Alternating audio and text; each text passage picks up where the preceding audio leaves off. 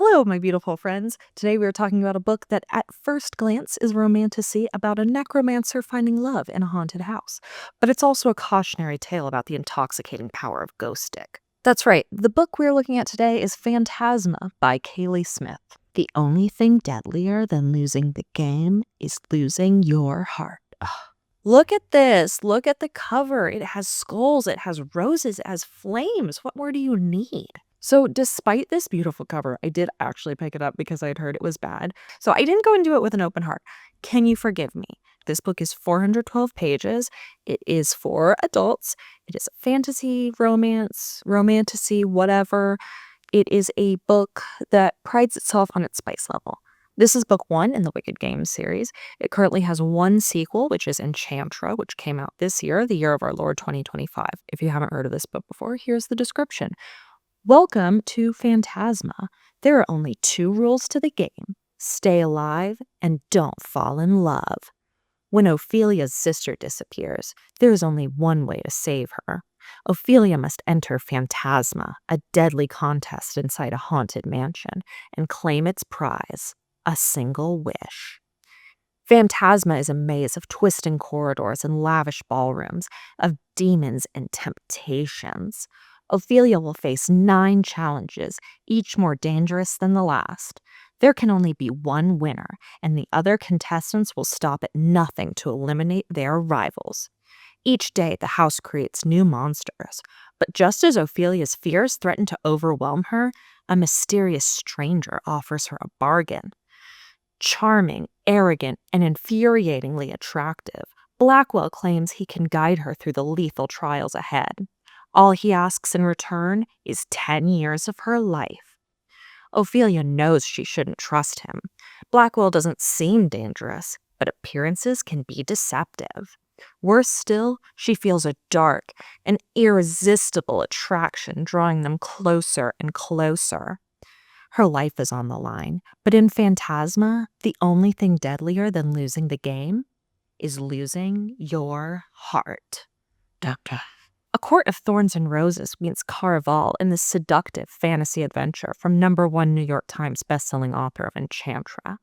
With steamy romance, a sexy, morally gray love interest, OCD rep, and jaw-dropping twists, Phantasma is perfect for fans of Rebecca Yarros, Nisha J. Tooley, and Carissa Broadbent. And that's it. That's the description. I literally do not know how it's supposed to be like ACOTAR. I would describe it as romantasy, deadly trials in a haunted house. If we must have a comp, maybe we could call it like a sexually charged, less violent Saw 3. Also, when I saw OCD rep in that description, I will admit that it piqued my interest in a bad way. Specifically at the word representation, this is kind of how I thought it would go. So the main character is OCD, like minorly ruins like one thing. Like maybe she spends a little too much time washing her hands. And then she's like, you don't know how hard it is to have OCD. And then the love interest is like, you're right. Even though I've never really encountered anybody in my fantasy world who has OCD, I refuse to let my judgment get in the way of touching your breasts. I've educated myself, and I love you no matter what. And then her OCD never gets in the way of anything ever again, and they kiss, and there is booba touching. So I was just afraid it was just going to be like high cheese.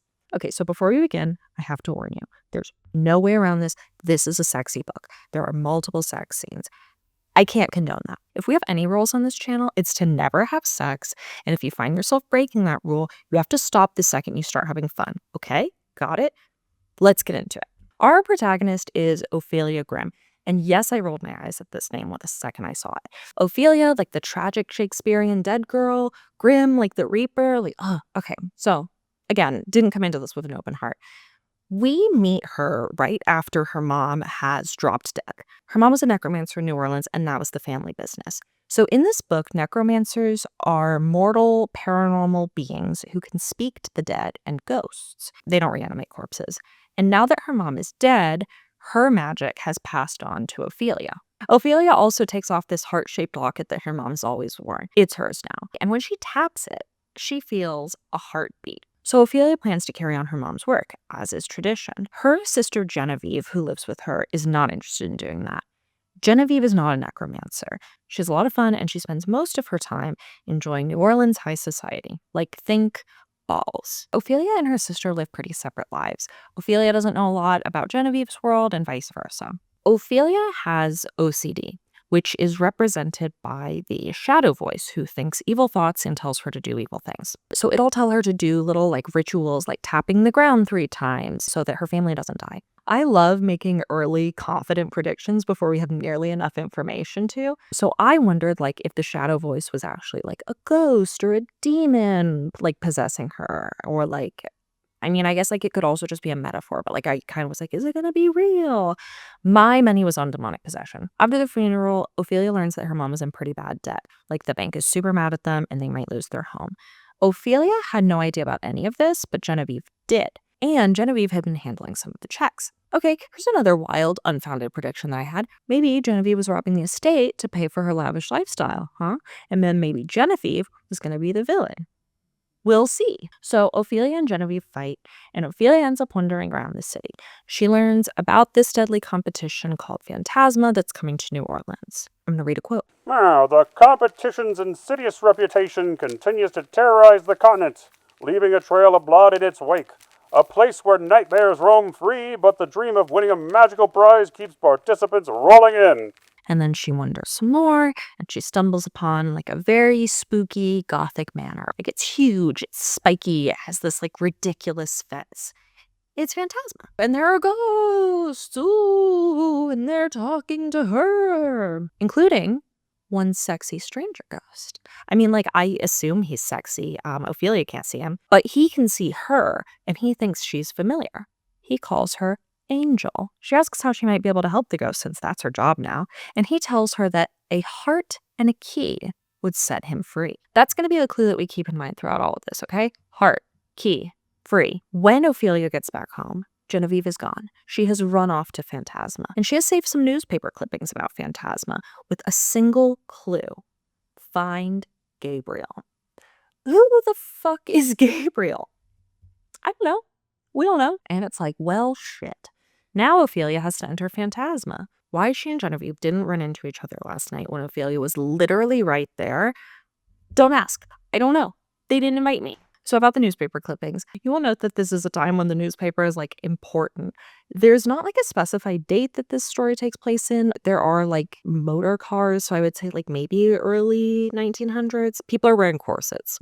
Ophelia rolls up to Phantasma and there's this devil guarding the door. She's like, have you seen my sister? Golden brown hair, cerulean eyes, smoking bod.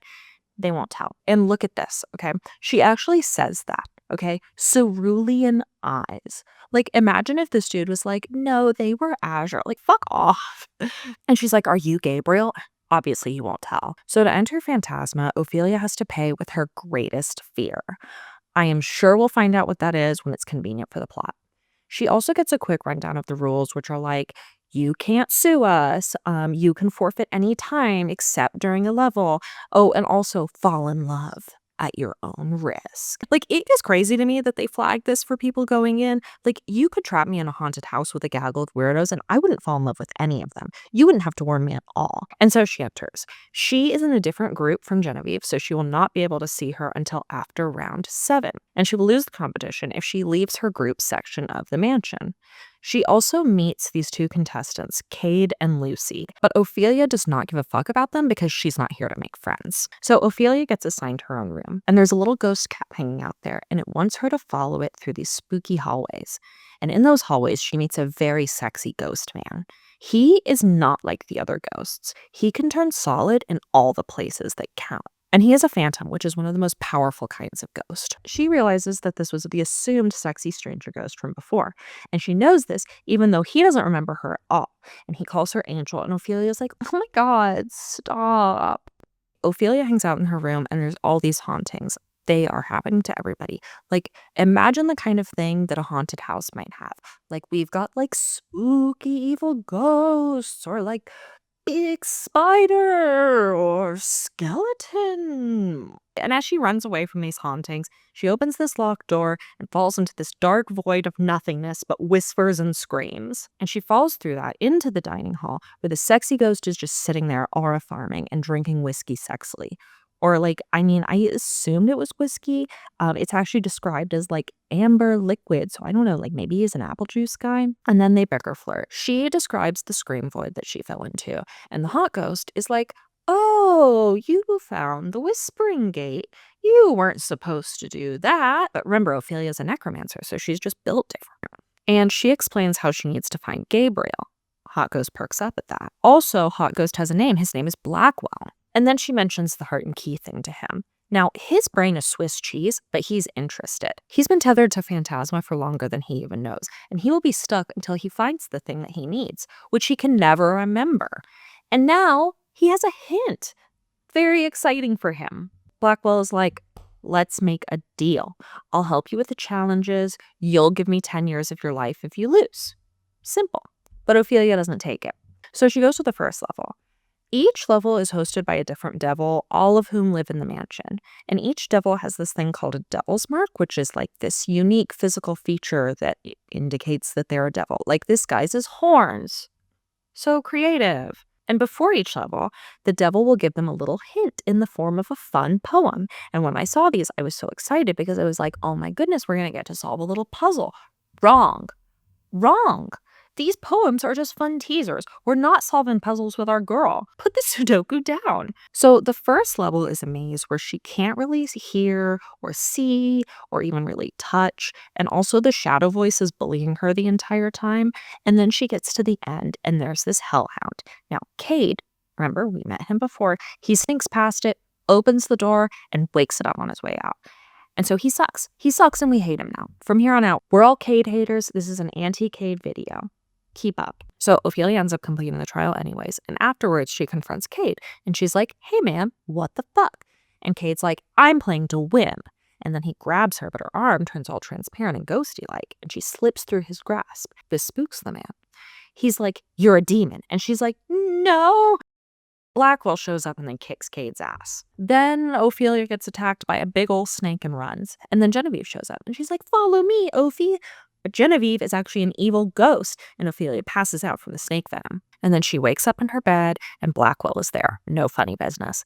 He saved her. So he tells her that he usually backs one contestant throughout the entire competition, and they often win. Or at least he says so. I mean, remember, he doesn't remember shit, so it's like, who's to say? After doing one trial, the deal's back on. Ophelia will find the heart and the key, and in exchange, Blackwell will help her through the challenges, he'll protect her, and he'll heal her afterwards. And if she fails, she'll give him 10 years of her life. They make the deal. To summon him, she just has to say his name 3 times. It's Beetlejuice rules. So they also talk about the nature of Phantasma. Blackwell tells her that only the devils know who's in charge, and they have been sworn to secrecy. And we learn that to meet the creator, you have to win level 8 and enter level 9, which, like, duh. But to enter level 9, you have to kill all the other contestants, or you have to offer the highest bid to get in. We don't really learn a lot about that at this point. And Ophelia's like, so if you don't do the haunts, like, what is it that you do here? And Blackwell's like, it's a mystery. Also, he doesn't know how he got here. He is operating on vibes alone. So they very quickly develop a flirtationship. She harbors unchristian thoughts about the way she would like to know him biblically. He expresses sexual interest in her. So the next trial is lust. So most of the trials are themed around the 7 deadly sins. And when I say most of them are themed around the 7 deadly sins, I mean the majority of them are loosely inspired by the 7 deadly sins. You'll see. So the lust trial. Okay, so picture this. She enters this room, and it is filled by all of these people just orgying. And suddenly she's just like so distracted by just the horny, writhing bodies. And she doesn't even remember what it is she's supposed to be doing. Also, she's like offered this like mystery potion. It's like a bunch of colors of them. And she's like, I'm going to pick red. And she drinks red. And then she finds out that that potion makes everybody feel bloodlust. I guess they would all do different kinds of lust. And that's just like everybody turns into vampires and they're trying to drink her blood. But they also have to drink her blood, like, consensually. They keep kind of, like, asking her. Nobody's forcing her. And then, like, Blackwell shows up, and he's like, I will save you. May I drink your blood? And she realizes that that's a fake Blackwell. And then the real Blackwell comes, and he helps her finish the trial. After the trial, she and Blackwell search the library for clues. All that proximity to literature awakens something in them, I guess, because then he fingers her to completion. And as she's leaving the library, she finds some writing. and Gabriel forever. Alarm bells, obviously. The next day, Ophelia's thinking about how she misses Genevieve and she can't wait to tell her about how Blackwell tickled her keys. But then she is plagued and judged by the shadow voice. What makes you think he'd ever want to experience you that way again? The shadow voice hissed. You're pathetic, undesirable. You're creepy. He probably thought the way you acted last night was embarrassing, embarrassing, embarrassing, embarrassing, embarrassing, embarrassing, embarrassing, embarrassing, embarrassing, embarrassing, embarrassing, embarrassing, embarrassing, embarrassing, embarrassing. Stop, she cried aloud, slamming her hands against her forehead as if she could physically dislodge the voice from her mind. But it wouldn't stop. The word looped on repeat until Ophelia was practically ripping the hair from her scalp. Embarrassing, embarrassing, embarrassing, embarrassing, embarrassing, embarrassing, embarrassing, embarrassing, embarrassing. Ophelia, a deep voice said. And then Blackwell does some grounding exercises with her to calm her down. It's like, don't be embarrassed. There's nothing I find undesirable about you. And he's saying that when it's like they've spent, 3 sexually charged days together in a spirit Halloween? And he's like, who's the shadow voice? And she's like, uh, and I guess that's just weird enough for him that he reveals that he's made a deal with a devil named Jasper, and he's going to get the logs soon. And then Blackwell also teaches her to use her magic, so she can do these little magic bursts, pew pew. Also, she finds that she can turn into a ghost kind of automatically, but now she figures out how to do it on purpose. Then it's time for level 3, the greed trial. So in this trial, contestants are in these little cages suspended above lava, and they have to pulley themselves to the top, and they can also grab these bars of gold because they're right by these little walls, and so they can grab the little bars of gold and then they can keep them if they get to the top. But grabbing gold bars also drops other contestants, and I think it makes them fall further if they grab them. Also, it makes it harder for them to get to the top, right? Because you have more to carry. And the shadow voice bullies her so hard during this trial, to the point that Ophelia is beating her hands bloody trying to get it to stop. But she does eventually complete the trial. And afterwards, Blackwell pulls her aside and he's like, Angel, I want to talk about the shadow voice. Obviously, Ophelia doesn't. But to me, I was like, this is the moment of truth. This is when our hashtag OCD rep is going to get put to the test. And Ophelia explains how it's nobody understands her. Everybody just judges her. They don't understand how hard it is for her to just be living her life. And then suddenly she is spiraling into a highlight reel of her worst moments. Okay. And he's like, oh, well, it's okay to get help if you need to. Ophelia suggests that they talk about something else, except they don't. They do sex. So we're about halfway through, and if I'm being honest, I was afraid that Ophelia had completely forgotten about Genevieve and was more preoccupied with getting dicked down by Blackwell, which might actually be the reason you don't want to fall in love here. Ghost stick hypnosis. Don't worry, she did not forget about Genevieve, because afterwards, Ophelia realizes that Genevieve might actually be the missing link here since she knows who Gabriel is. And that's weird because Genevieve never cared about anything supernatural. So the next morning, she wakes up to find that this sexy devil, Sinclair, just pops into her room. He and Blackwell hate each other, but Blackwell doesn't even remember why, which would be such a power move if it was on purpose. He tells Ophelia that she is the key to Blackwell's undoing and tries to get her to withdraw from the competition. But he also tells her that Blackwell is hiding something from her. She should ask him to show her page 882. Well, obviously, she asks him to show it to her, and she sees the name Gabriel White on the same page as Tessie Grimm. That's mommy. Ophelia's been thrown for a loop. She knows something's up, and she hates that Genevieve must have known more than her. She hates feeling left in the dark. She didn't even know her mom competed in Phantasma. What a broken little family, the shadow voice whispered, awaking in her mind. Broken, broken, broken, broken, broken, broken, broken, broken. She accuses Blackwell of hiding all of this from her. Blackwell also says that something about her feels familiar. He thinks maybe it was because Gabriel is somebody that he made a deal with. Gabriel is also Ophelia's father. Gabriel actually lost his second attempt at this competition a few days ago, right before it came to New Orleans, and some of his life force was given to Blackwell. Blackwell thinks he might recognize some of that life force in Ophelia. Also, the reason that Ophelia can ghostify is because her dad was a specter, a magical being that's essentially a Danny Phantom. This is suspicious behavior from Blackwell, but it probably won't stop them from having sex. But first, she must complete level 4, the Gluttony Challenge. Please take a moment to think about what you would design as a gluttony challenge. If you're American, you have an advantage because this is our national sport. Okay, got it? Well, you're wrong. Nobody's eating shit in this challenge. Instead, everybody's on this little chessboard and they have like these little collars and chains around their throats. And the chains force them to only move on their little like path. And then gold bars pop up in front of them. And there are more gold bars and people who step forwards. And then these like saw blades start like gradually more and more murder pendulums drop down until they're basically like in a paper shredder. Also, there are levers on the wall with their names, and contestants can pull the levers one way or the other to give themselves or other contestants advantages or disadvantages in a future level. Shit pretty quickly hits the fan on this level, and this guy Eric accuses Ophelia of being a demon because of her whole like ghostliness. Ophelia ends up luring him in front of a saw blade and watching him get chopped. She does this on purpose. I want to be clear, she does this on purpose. So after the trial, Ophelia sees that Lucy has made it. Lucy is IRL friends with Genevieve, and Ophelia is mostly rude to her for no reason. She also has like a fresh wound that already seems to have healed, and it has this kind of like opalescent like sheen to it. And Ophelia realizes that she must be some kind of supernatural creature. Also, Lucy has been canoodling with this guy Leon, if you were wondering who's doing who in the zoo. And since that's done, Ophelia and Blackwell are free to enter the bone zone, which they do. Something's wrong, he stated as she busied herself with fixing her sexed, disheveled hair. What did I do? But afterwards, Ophelia's feeling kind of weird. She's like, we gotta slow things down. We gotta stop kissing. We gotta stop touching.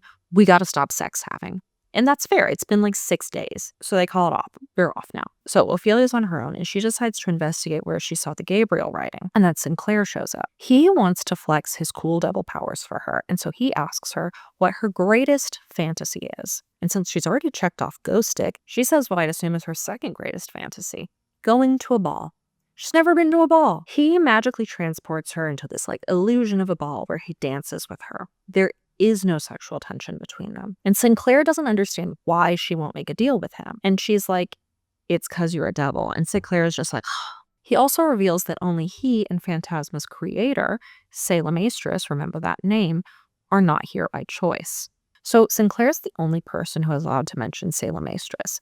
Other people aren't allowed to mention him at all, but Sinclair can as long as he leaves out some of the details. And then Sinclair kind of goes over his little origin story. So Sinclair was once friends with Salamastress, who is the son of the King of Devils, Prince Satan Jr. himself. Salamastress committed the cardinal sin of falling in love, and he picked his lover over his daddy. He is chained to Phantasma as punishment. Sinclair was labeled a co-conspirator. Ophelia asks how Blackwell fits into all of this, and then Sinclair just kind of seethes about sabotage. Then he fucks off, and Ophelia's just kind of trapped in the ballroom. She literally is trapped. She cannot even summon Blackwell, but then he shows up anyway somehow.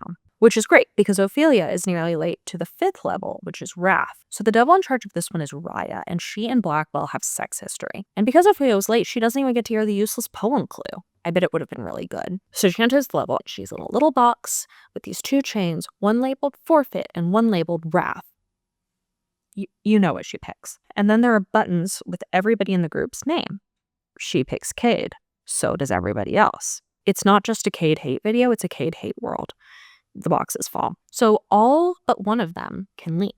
And Cade's like, I don't give a fuck. I'll take all y'all on. But then he doesn't take everybody on. He ends up strangling another contestant. And he's like, hey, if one of you forfeits, I'll stop. Nobody forfeits. And then he strangles this girl nearly to death before Ophelia goes ghost and whacks him. And then the girl who's being strangled ends up forfeiting anyway. Everybody just sort of awkwardly leaves. I did think this was weird because I think you weren't supposed to be able to forfeit in the trials, right? That was a thing. You could forfeit any time except for during the trials, but for some reason they allow it here. I don't know. Maybe it was in the poem. Maybe if we had heard the poem, we would have known how this was the one trial where that rule doesn't count. I just think poetry could have really cleared up this whole situation. But yeah, everybody just sort of awkwardly leaves, and then Sinclair shows up and he taunts her and he's like, Blackwell and Raya are doing sex. Ophelia cools off with an angry bath and Blackwell shows up. He says that he wasn't having sex with Raya, and he hasn't in a really long time. And then he gives her a sexy scrub down. He tells her what a good person she is. And that's all she needs to hear to decide that actually she doesn't want space. She wants spice. But then Jasper shows up and he tells them he has news. There's bad news and good news. The bad news is that Ophelia's parents fell in love during Phantasma. The good news is that she was conceived during Phantasma. Jasper reveals that falling in love in Phantasma isn't just taboo, it's not just against the rules, it is disastrous. There is a curse. When they fell in love, Ophelia's mom just stopped giving a single fuck about Ophelia's dad. But Ophelia's dad became like obsessed with her. They both forfeited the competition to be together. And then after Genevieve was born, Tessie made a deal with the devil to make Gabriel forget all about them so that she could leave him. But over time, the curse kind of eroded that magic, and Gabriel ended up remembering his family. Ophelia asks if Gabriel was like her. No, he wasn't. Also, Gabriel's plan was to win Phantasma so that he could win her mom back. Ophelia kind of freaks out about all of this news, and then she also kind of implies that she and Blackwell are falling in love, and then she leaves and she accidentally falls into the Whispering Gate, where she encounters her mom. And then she fills her mom in on everything that she and Genevieve have been up to. Her mom warns her, stay away from Blackwell. And then she says, and I quote, "Loving him will only ruin you." I need the flight records. Dad, I'm trying to find some money for the family. There's always money in a banana stand. Moms literally do not get it. And then she asks her mom about the locket. She's like, what's up with this thing? And her mom's like, I don't know. It's been passed down from mom to daughter for generations. Never take it off. But before she can find out why, her mom just kind of disappears. So she's like, why can't I take it off? And her mom's like, oh, goodbye. Something like that. Ophelia returns to Phantasma. She and Blackwell again agree they're going to be off. For realsies this time. But she's still going to search the mansion, and she is going to find that heart and key. Except not this time. She doesn't find anything.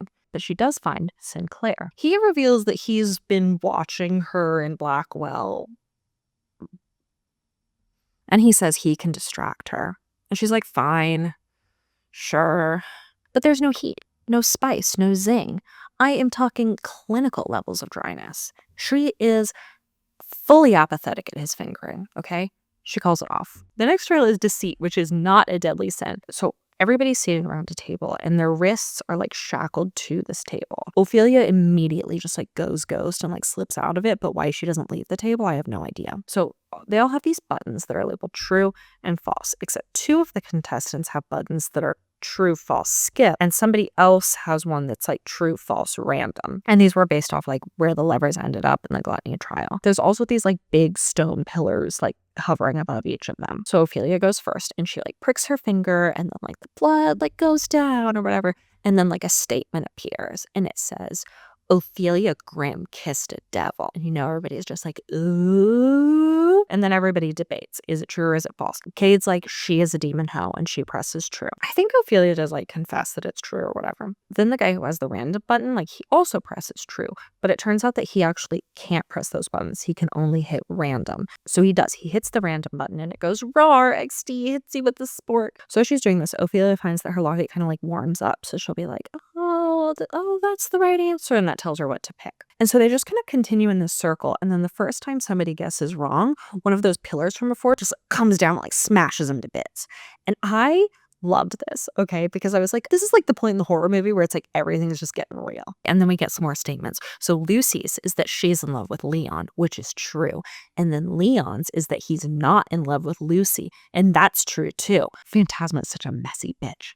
After the trial, there's only 5 people left in the group. And then like Lucy starts like convulsing and everybody's like, oh, and they realize she's been cursed, okay? She and Leon can't touch. And so she forfeits. Ophelia goes back to her room and Blackwell's there. He's waiting for her.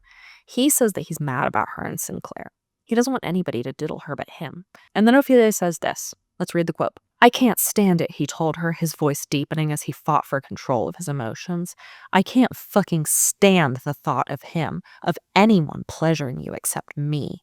I'd rather cease to exist than know you've looked at anyone else the way you look at me when I'm touching you.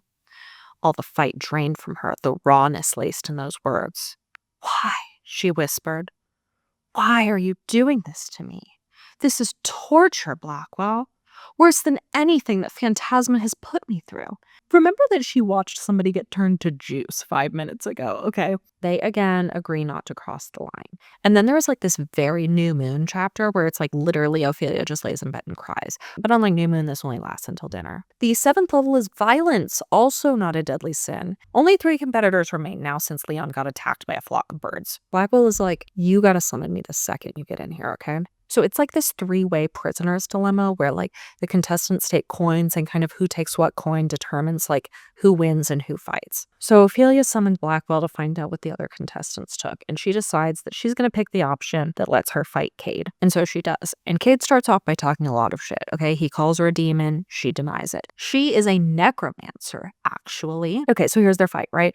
So she shoots some magic at him. Like, he charges her. She turns transparent, and then she starts, like, strangling him. And then he flips her over, and he pins her, but she goes transparent.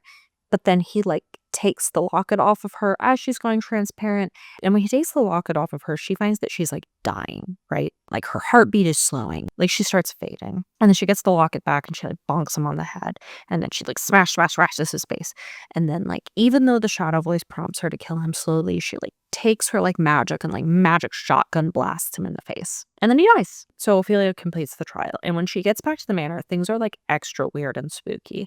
Like, the shadow voice has become this like corporeal-ish shadow person. And it says that her killing Cade has unleashed it upon the world. And she tries and she fails to outrun the shadow voice. And it digs its like shadow talons into her body. And she cries out for Blackwell. And even though he doesn't come, she knows that he will. And then she passes out. And there he is. And so then this is like the part with the shadow voice where I was like, oh, the shadow voice is not a metaphor. The shadow voice is a demon. Blackwell says that when he got to her, she had clawed her own chest and stomach to bits. The shadow voice wasn't real. It only appeared because that was the great fear that she paid as her price to compete in Phantasma. I think probably this was the best outcome for what the shadow voice was. Like, this is just sort of what she calls OCD. I think probably if she had made it like, oh, the shadow voice is a demon that possesses her, like it kind of would have said something kind of weird about OCD if that were the case. I don't know. But whatever. They go back to her room and they have sex. And afterwards, who knocks on her door? But Genevieve. Yes, Genevieve is here. Were you perhaps too entranced by Blackwell's spectral song to remember her? Well, fear not. And then Ophelia introduces them. Tell me, Blackwell, Genevieve said in a saccharine tone. Warning bells immediately sounded off in Ophelia's head. What are your intentions with my sister? Besides fucking her stupid, I mean. I do not have a sister. I only have a brother. But the idea of like talking about my sex life with my brother at all is so repulsive to me that when like siblings discuss their sex lives in books, I am just like, even just allude to their siblings having sex, I am just like so repulsed by that. I don't know. It's not for me. It's not for me at all. And then Ophelia and Genevieve catch each other up. So this was about the point where I had to accept that Genevieve was not involved in what was going on. She wasn't secretly evil. I was wrong. But like, you can be wrong sometimes, and it literally doesn't matter. So Genevieve had intercepted letters that Gabriel sent to the house, and then Genevieve had been keeping tabs on him. And also Genevieve saw her mom meet with the devil. So their mom had used most of the family's money to try to like secure this second home in case they needed to just like drop everything and leave. Where is that house? I don't know. We don't know. And also, Genevieve is a specter, and she's known that since she was a kid, and that's how she was able to pass all the levels. Then the three of them explore the manor to try to find the hardened key, and they realize that they've actually all been in the same rooms. They're just sort of like magically layered on top of each other, so that's kind of why there's not this like whole like, oh, we have to search like the entire manor like 80% of the way through the book or whatever. And then Blackwell is like, you know, if there was a time to drop out, like before the 8th trial is probably it. And Genevieve was like, got it. And she leaves because she knows that Ophelia's got this. Then it's time for level 8, fraud. This trial is hosted by Sinclair. There are only 6 contestants left, and the clue is choose wisely. Ophelia enters and she's in this room, and there are 2 Genevieves in front of her. And Ophelia summons Blackwell, and he informs her that she has to pick the real Genevieve. And if she picks the wrong Genevieve, the real one will die in real life. Ophelia does some quick mental math, and she realizes that her dad must have done this competition on the last go-round, and her mom must have been the person who showed up for him, and he picked the wrong one, and he accidentally got her killed. Blackwell informs her that imposter Genevieve is constructed from her own memory, so she's going to need to ask them questions that she wouldn't necessarily know. And she does, but it's not very helpful. And then she realizes neither of them activate her locket. Neither one's Genevieve. So Ophelia completes the challenge, and then she's like, all right, I'm out of here. She summons the whispering door. And Sinclair is like, you shouldn't be able to do that. Like, really, like, only Salem Maestress should be able to make it appear when there's one contestant left. The door is locked, and she has to say the creator's name for it to unlock. Blackwell promises that when she goes through that door, it won't be the last time she sees him. And so she goes in. It's dark. It's empty. And she decides to call for Blackwell. And he appears. Yay! Except no, because Blackwell is Salem Maestress. Please allow me to introduce myself. He dipped his head in a formal bow. My name is Salem Maestress Erasmus Blackwell, Prince of the Devils. But you, Angel, may call me Salem. Okay, so now we have to go back, 500 years? So, Salem Maestress was doing his little Prince of Hell thing. King Devil Daddy has summoned him. Sinclair is there. The cat from before is there. And Sinclair and Salem are beefing. The king reveals that he knows Salem's true name and thus has power over him because he has the girl that Salem is in love with. I had a lot of questions about the name thing. This is the first time we're hearing about the name thing, and it really doesn't get elaborated on. So Satan has tortured the girl, and she looks exactly like Ophelia. And her name is Angel. Okay? Angel, the pet name that Blackwell calls Ophelia. She tells him she loves him and begs him to never forget her. And then the king just rips out her heart. The king punishes him by creating Phantasma and tethering him to it. He says that he will also take away Salem's memories. But he says that he's left him a loophole. If he finds the heart and key, he'll set him free. He says if he gets free, he wants everybody who knows his true name to forget it. Satan's deal. And then Salem is taken away, and then the king reveals the loophole. And by the king reveals the loophole, I mean he basically just says it out loud. And he's like, oh, I've left him a loophole. Wouldn't everybody like to hear what it is? And he tells them all what it is. So the loophole is, it's this. It is the golden heart-shaped locket. He has put Angel's soul inside of it. And this is kind of this part where it's all the cheesy, oh, and here's the loophole and here are the terms and whatever. He's like, a paranormal being must be given the locket because they'll know and consider the curse on Phantasma. And he's like, they will be adequately skeptical of the whole thing. And then he declares that the necklace must be worn for 500 years before the soul is released and reborn. 500 years seems like a long enough time for Salem to forget about Angel. The bearer of the necklace will be compelled to never take it off until it's passed to the next host. And who will they give it to? Who will they give the locket to? Oh, well, conveniently, there is a necromancer in Hell Prison named Hestia Grimm. Okay, so back to the 9th trial. Blackwell says that she entered too early to win the prize. So he's like, you know what? How about this? I will release you from the bargain. I'll only take 5 years of your life. Deal? No deal. Because Ophelia is mad. She's smad. She is smad. He tricked her, and she didn't realize he was a devil. So his devil's mark is actually the whole ghost thing, and it helps him blend in as a phantom. And I did suspect that he was a devil, but I did not suspect that he was this devil. Every time a new game of Phantasma begins, the memories of his true self are wiped away. He only remembers who he is when somebody reaches the 9th level and until the next game starts. So when Ophelia met him, she met him during that window. So she met the real him. But at that point, he had lost too many memories to have the clues to help both of them. And then Salem Blackwell, chooses a new contestant each time to try to help him find the key. And they usually make it to the end. And then all of the contestants who die, fuel the manor's power. What about Sinclair? The Sinclair of it all. Sinclair can tell people about Salem, but he can't directly say who he is during the competition. Also, the cat. The cat was a spy. Also, Sinclair's job in this whole thing is to make sure that Salem doesn't break free in the hopes that he might be pardoned early. So Sinclair, I guess pretty early on, figured out that Ophelia was the key. He says that to her. He's like, you are the key to his undoing. And so he had never actually worked so hard to stop somebody. I guess he just never whipped out the fingers before. And so then the reason that everybody who falls in love in Phantasma gets cursed is because falling in love is what sentenced Salem to Phantasma in the first place. And then Ophelia realizes, heart, key, blade, kingdom hearts is light.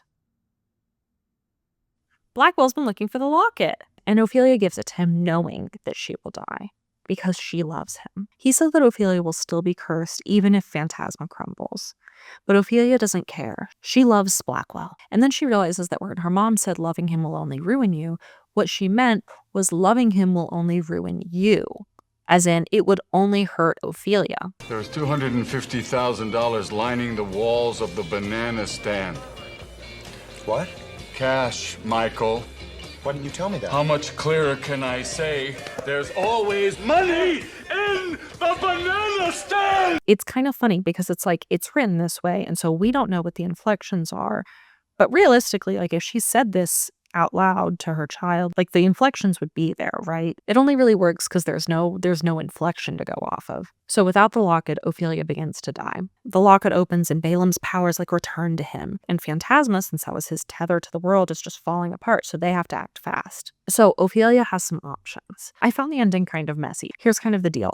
The locket was her heart, and so she can get a new heart as a payment for winning Phantasma, but then she will still be cursed. Or she can sign her soul over to Balaam, then he can take the curse from her and give it back. Or she can decide to be Selah Blackwell's tether and just spend forever with him. Her energy and lifespan will be tied to his. And he could stay on Earth and not have to worry about making bargains like the other devils do. And also, like, she wouldn't have to hang out with him if she didn't want to. Black Whalem declares that he's in love with her, and he tells her she can still walk away like nothing ever happened. What do you think she picks? I don't know. She doesn't like outright say which one she picks. Okay, there's an epilogue. Phantasma is gone. Ophelia is alive and well, and she can ignore the shadow voice better now. The manor is saved. Genevieve and Ophelia live there. Ophelia's new mission is that she wants to do something for other paranormal beings with nowhere to go. And Blackwell is there, but he goes by Salem now, and he lives there too, as does the ghost cow. And they can live in the house because Salem convinced the bank that they pay off their house, which I assume he did with his devil powers and not like a gun. But this epilogue is really more of like a teaser for book 2, because it's like Ophelia and Salem have given Genevieve a vacation as a present to where I don't know. But all of that tees up book 2, Enchantra, which is going to focus on Genevieve and I believe takes place in like an Italian mansion or something. And then Salem and Ophelia live happily ever after. So that was the book. You know what? I'll say it. I enjoyed this book. It was goofy and silly and fun, and I had fun reading it, okay? It was a romp, and I refuse to apologize for enjoying a romp. Remember, I had been told it was bad, okay? I was coming into it expecting it to be bad. And was it amazing? Like, no. Ophelia was like fine. She was fine enough as a main character, okay? Blackwell was just a little too horny for me. This is maybe just like a me thing. I also just feel skeptical of fantasy characters in like historic worlds who seem like they graduated therapy. Blackwell is supposed to be a devil. Like, he is supposed to be like Satan's son, but he's constantly validating her and believing in her, and he's doing like grounding exercises, and it's like he's supposed to be a devil, right? Like he's Satan's precious baby boy. Like, he doesn't have to bully her, right? But it's just like he's not a very good devil, and I get why his dad locked him in a haunted house for 500 years. But like, it was an enjoyable read. Like, I liked the trials themselves. I felt like they were very on brand for a literal hell house. I particularly enjoyed the one where everybody gets their secrets spilled. Mess. If you like trials and want to hear me talk about other books with trials, I do have a video for that. Check it out. Anyways, that was Phantasma. I really enjoyed it. I would probably give it like 3.5 stars. Have you read Phantasma? Or have I done a good enough job judgmentally recapping it that you feel like you've read Phantasma? What'd you think about it? Let me know down in the comments. And if you enjoyed this, go ahead and give it a like, subscribe, or send it to somebody that you think might like it. Okay, bye!